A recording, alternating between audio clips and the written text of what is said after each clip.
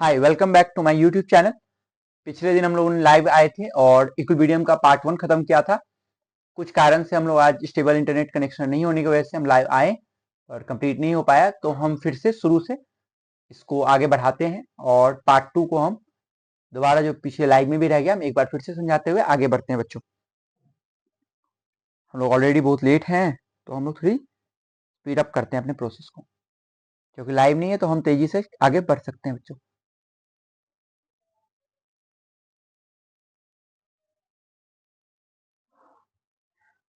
let me clear all these things whatever is on the screen.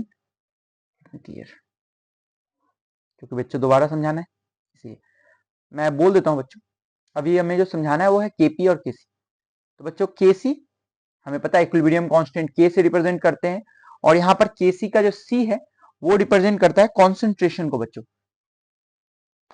KP का केसी का सी जो है बच्चों वो कॉन्सेंट्रेशन को रिप्रेजेंट करता है, और केसी में हमें पता है इक्विलिब्रियम कांस्टेंट है, हम सी नहीं भी लिखते हैं और सिंपली के लिखते हैं, ये भी कॉन्सेंट्रेशन को ही रिप्रेजेंट करता है। Next one is when we are talking about gaseous phase. जब हम लोग गैसियस फेज की बात करते हैं तो हम बात करते हैं प्रेशर ऑफ द गैस की। अब बच्चों, प्रेशर ऑफ द गैस समझिए। सपोज एक पार्टिकल है, जैसे तीन गैसेस हैं एक स्टेट में, गैस ए है, गैस बी है और गैस सी है। मान लेते हैं कि गैस ए जो है बच्चों, उसके द्वारा कुछ प्रेशर लगाया गया, बी के द्वारा और सी के द्वारा कुछ प्रेशर लगाया गया, और टोटल प्रेशर को हम पीटी से लिखते हैं। बच्चों, पीटी है आपका 10 बार, प्रेशर बार में है, ऐसा यूनिट। और पीटी क्या है बच्चों? टोटल प्रेशर 10 बार। तो गैस ए के द्वारा कुछ प्रेशर लगाया गया होगा, गैस बी के द्वारा एक प्रेशर और गैस सी के द्वारा कुछ प्रेशर लगाया होगा। तीनों गैस ने कुछ ना कुछ प्रेशर जरूर लगाया होगा। अब जब हम बात करते हैं तीनों गैसेस की इंडिविजुअल प्रेशर की, तो हम कहते हैं उसे पार्शियल प्रेशर। बच्चों, पार्शियल प्रेशर समझ में आया? पार्शियल प्रेशर में हम हर गैस के इंडिविजुअल प्रेशर की बात करते हैं, जो कि रिप्रेजेंट करता है और हेल्प करता है to become the total pressure of the system. KP बच्चों यहां पर constant for the gaseous state है, गैसियस स्टेट के लिए कांस्टेंट का प्रयोग के का यूज किया गया है। बच्चों, अब बात करें relationship between the KP and KC, जो अगला टॉपिक है। एक बार और थोड़ा सा, क्योंकि लाइव आया था बच्चों, अभी आप लोग लैग ही कर रहा था तो मैंने क्लियर नहीं किया, क्योंकि लेट भी हो रहा है रात के टाइम। एक मिनट बच्चों,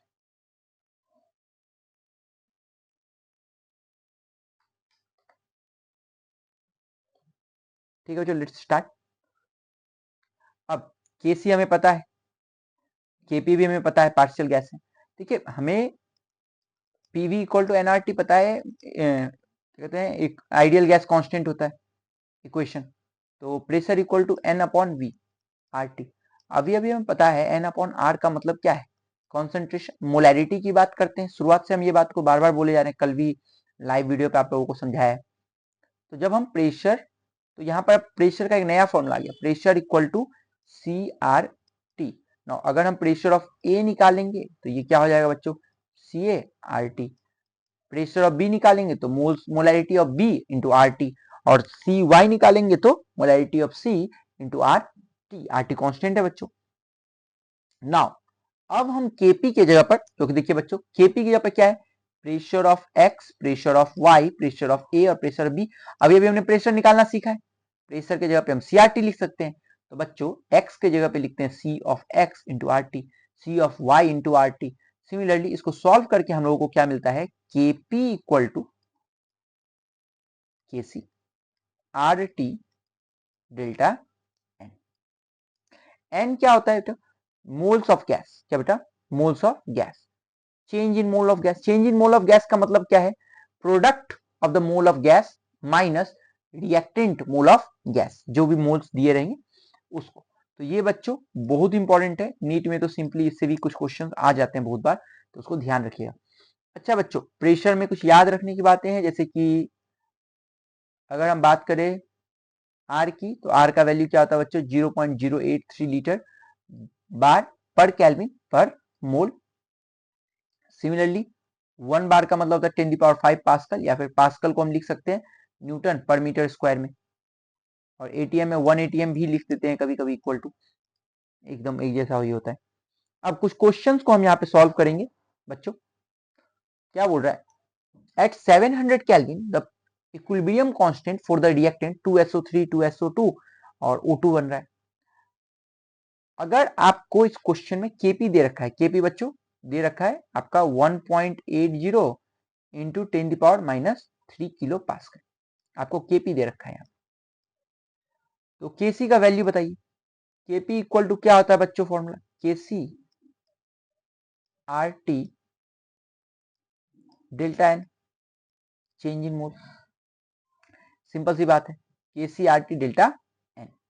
डेल्टा एन क्या होता है, mole of the product minus mole of the reactant. अब देखिए बच्चों, प्रोडक्ट का मोल देखिए, इसका 2 है और इसका कुछ नहीं है, तो बच्चों 1 है।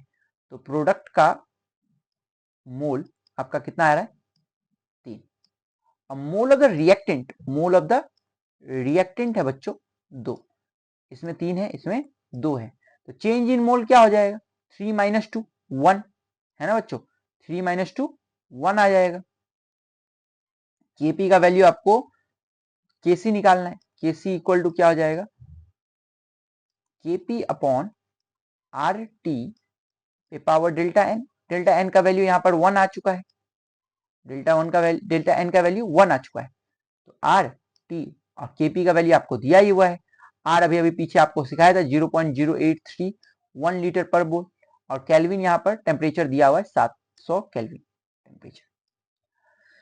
बच्चों ये अगर आप इसको लीटर बार जो है इसको हम चेंज कर देते हैं जूल पे, तो इसमें आप मल्टीप्लाई कीजिएगा, है ना, और पर मोल है ही, केल्विन है, तो हो जाएगा 8.31 जूल पर केल्विन।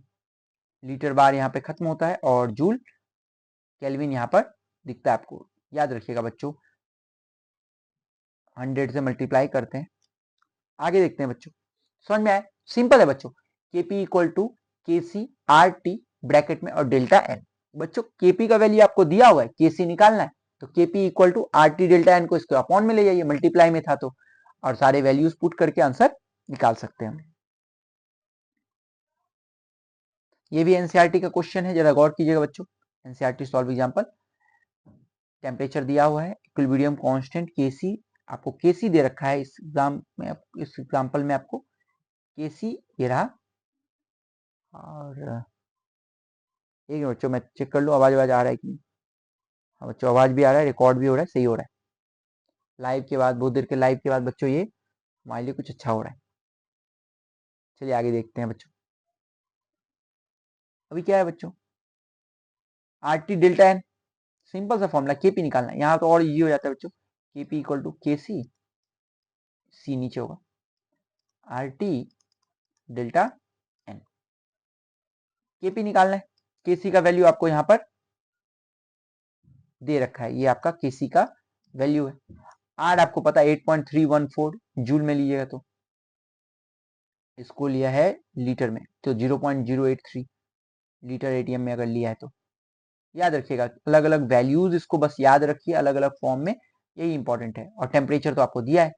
अब देखिए निकालते हैं, मोल of the product 2, mole of the reactant 3 और 1 4, तो डेल्टा एन क्या हो जाएगा, 2 - 4 -2। अब यहां पर क्या बन जाएगा फॉर्मूला, अब आर टी पर -2 आ गए, समझिएगा बच्चों, केपी केसी आर टी का वैल्यू कुछ भी हो, पावर क्या आ चुका है उस पर, -2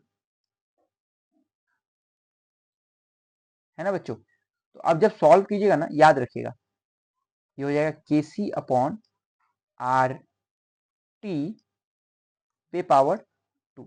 ये नीचे क्यों हो गया बच्चों, क्योंकि negative sign inversely proportional, inversely कह रहा हूं बच्चों, ये नीचे आ जाता है। नेगेटिव साइन आने पर जो आपका प्रोडक्ट जिस पे नेगेटिव है वो आपके नीचे आ जाता है, डिनोमिनेटर में आ जाता है, इस वजह से यहाँ पे नेगेटिव का साइन आया। बाकी तो वैल्यूज पुट करके आप आंसर निकाल सकते हैं।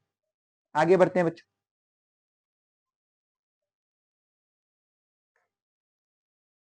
आप लोग कॉपी कर, समझ में आ रहा होगा आप लोगों को।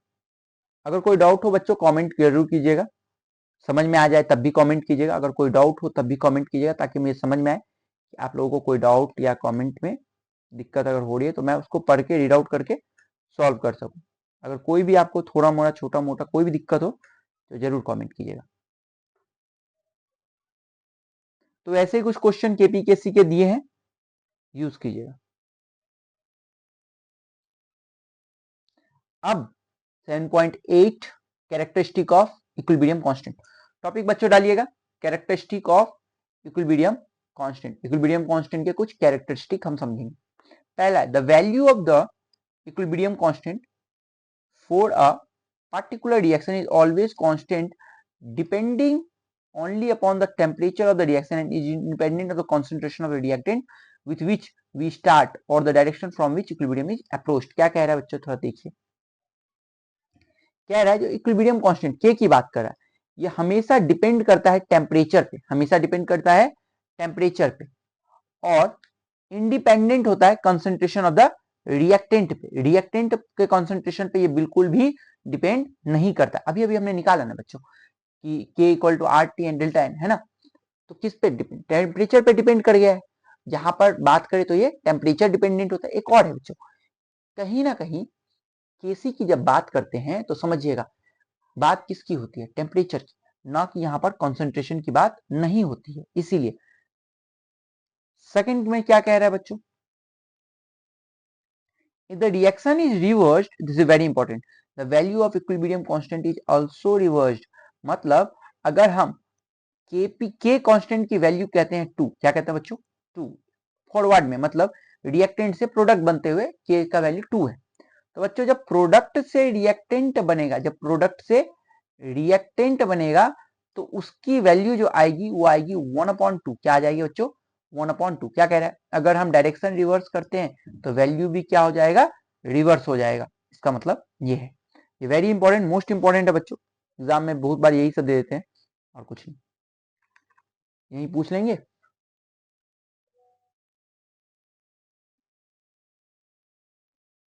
If the equation is divided by 2, the equilibrium constant for the new equation is the square root of the k।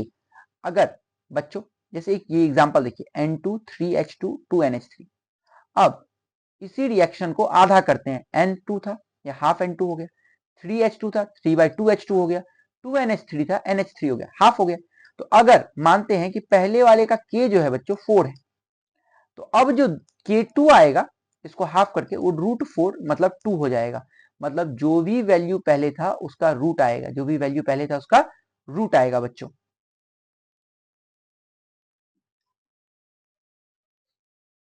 अगर इसी को अगर हम मल्टीप्लाई कर देते हैं 2 से, फॉर एग्जांपल यहां देखिए बच्चों H2I2 और 2HI3 था, इसका मान लेते हैं equilibrium constant K।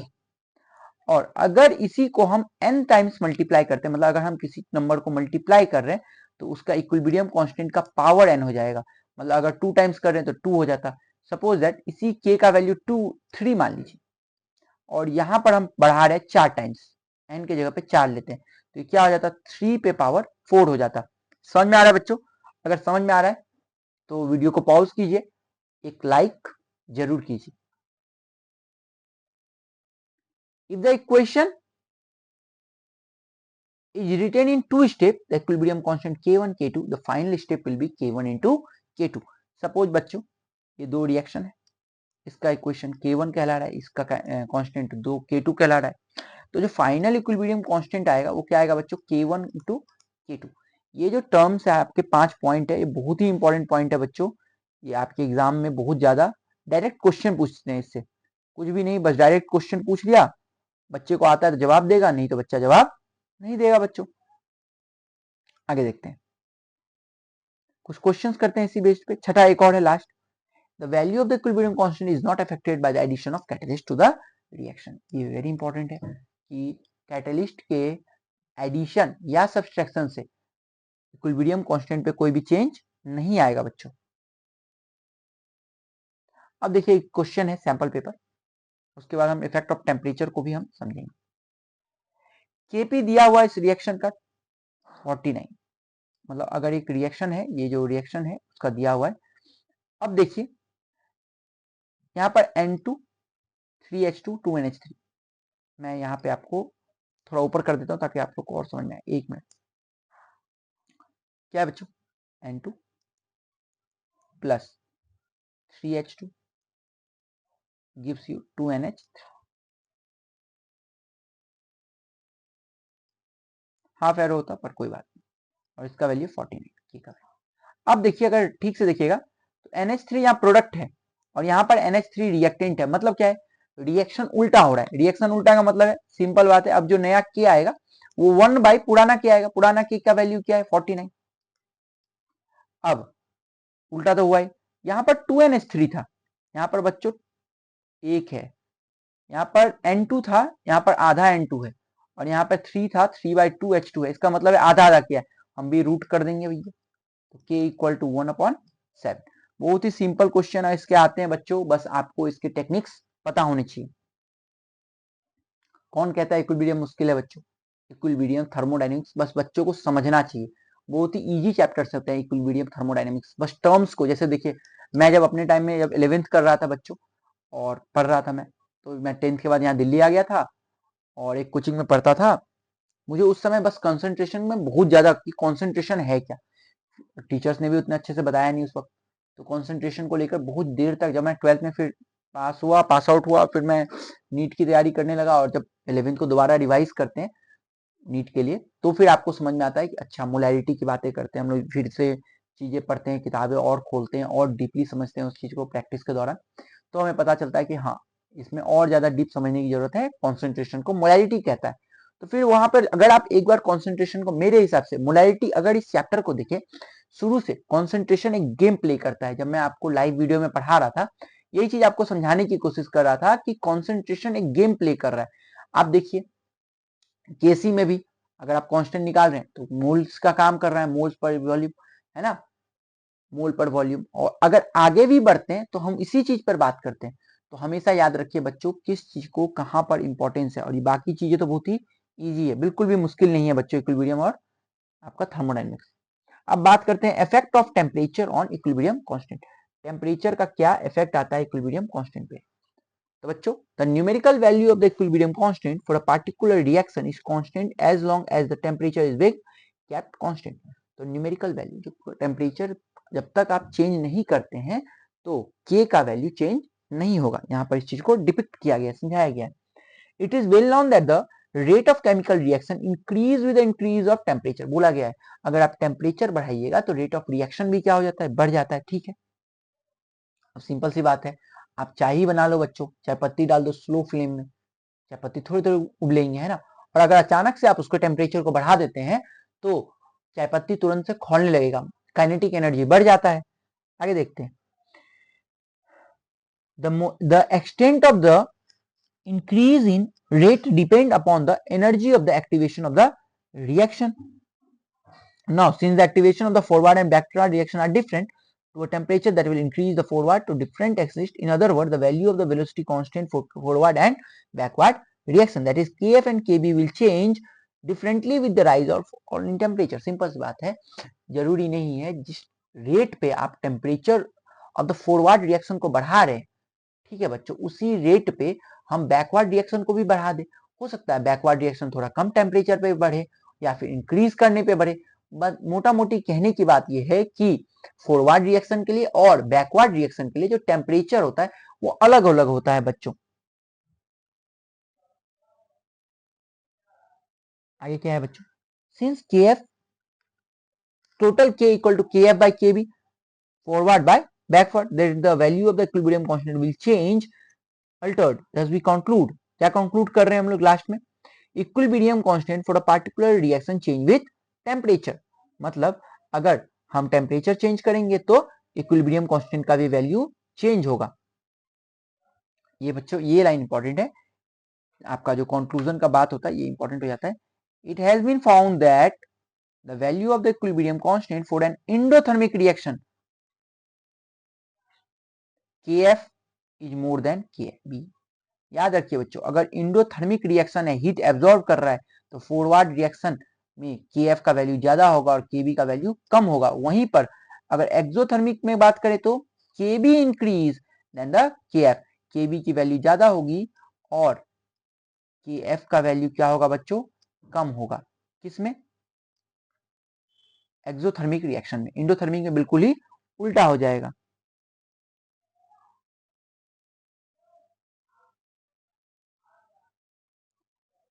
Types of chemical equilibria.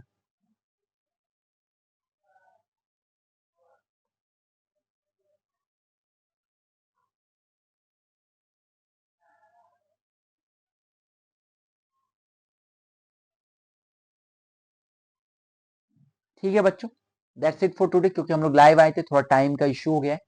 हम लोग नेक्स्ट टाइम जब वीडियो बनाएंगे तो कोशिश करेंगे कि थोड़ा सा लंबा वीडियो बनाएं। अभी के लिए इतना ही। Thank you so much. Please बच्चों लाइक कीजिए, सब्सक्राइब कीजिए। थैंक यू बच्चों।